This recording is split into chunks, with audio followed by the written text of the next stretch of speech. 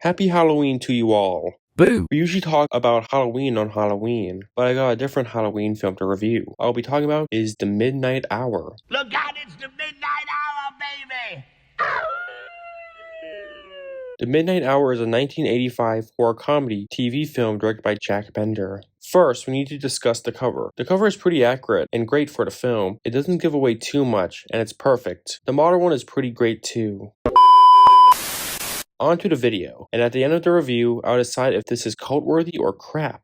The film begins with a kid putting baseball cards on his bike tire. He gets cut, and we get our title card. After that, the kid puts on a skeleton mask, revealing it's Halloween, and he rides off to do his paper routes. We see a nice small town and residences, and meet our main character, Phil. There's a party in town, but Phil is struggling to find a date.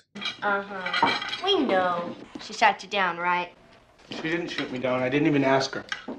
He says goodbye to his family and dad. His dad's like Dr. House, but as a dentist. Since he says, Novocaine? No. It's overrated.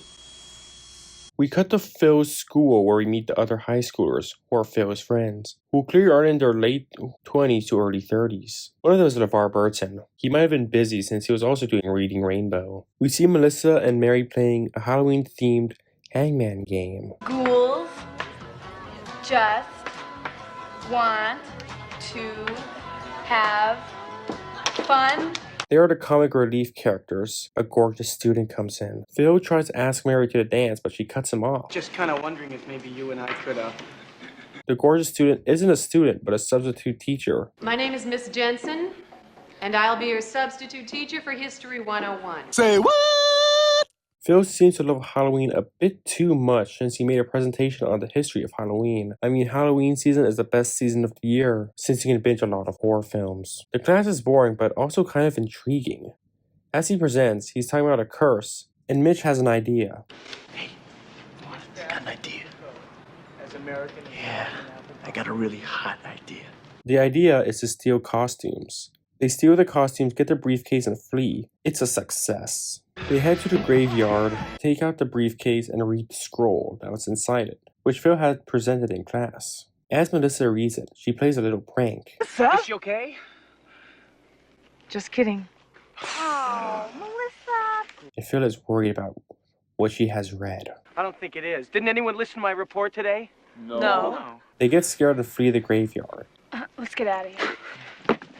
When they leave, the dead begin to rise. The curse worked. Oh my god, no! This brings zombies, a witch named Lucinda Cavender, whom Phil mentioned in his presentation, werewolves, and Sandy, who is not a monster, and is just chilling there surprisingly. Back in town, the kids are trick-or-treating. Phil is dressed as a vampire and heads to the party. One of the zombies is roaming the town, but nobody assumes it is a real zombie since it's Halloween. Phil accidentally hits the zombie with his car, not realizing it's an actual zombie.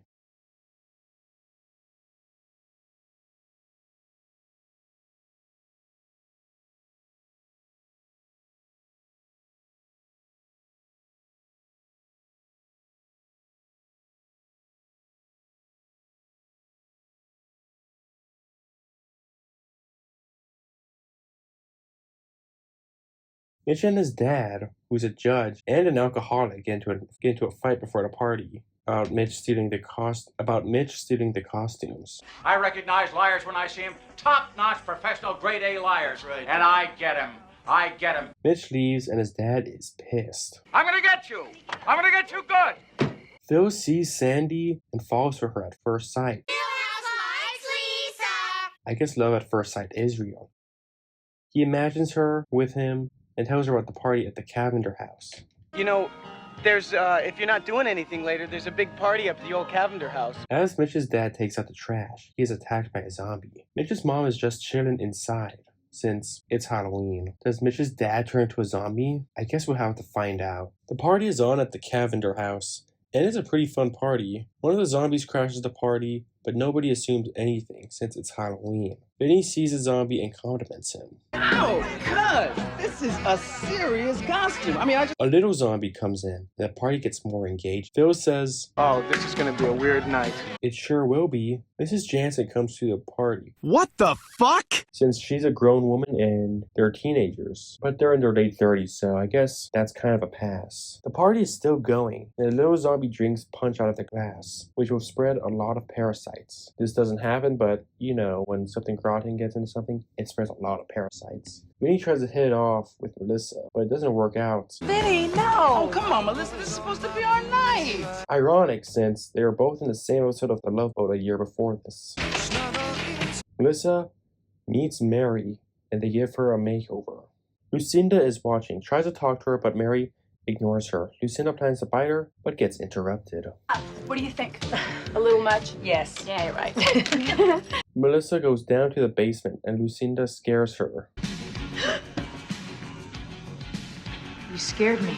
She helps Melissa get some wine, talks about some things Melissa clearly doesn't care about, and finally bites her. Wine splatters everywhere. Or blood, which it's clearly wine.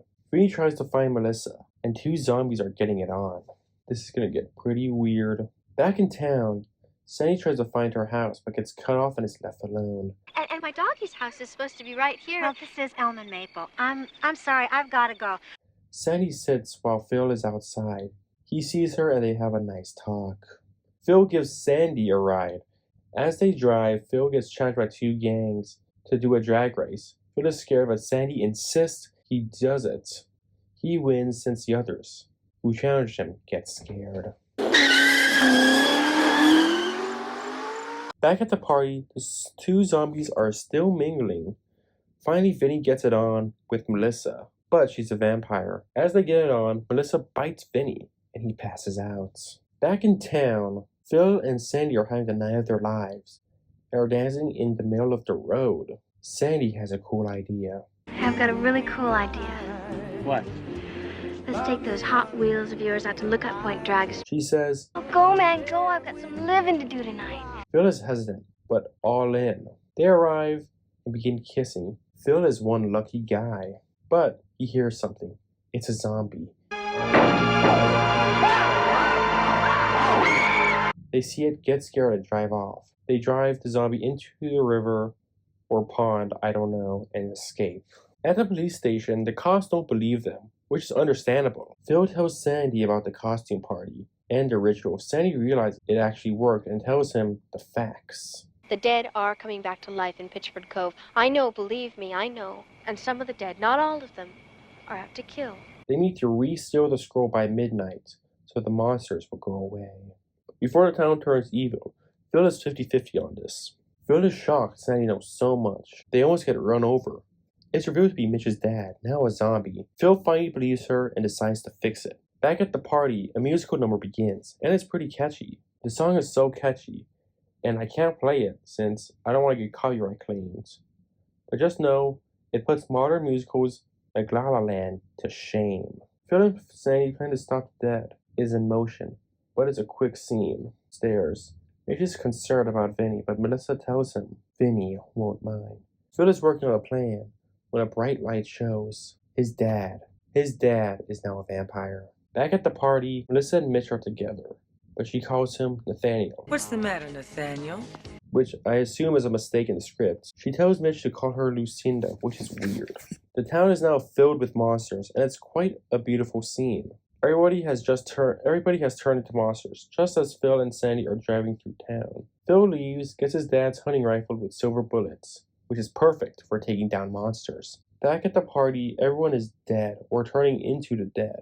Phil arrives to the Cavender house, and the place is empty. He is shocked to see others as zombies, vampires, and other monsters. The party members chase Phil and Sandy, and they escape the house. They get into the car. Mrs. Jansen scares them, but she's not a monster.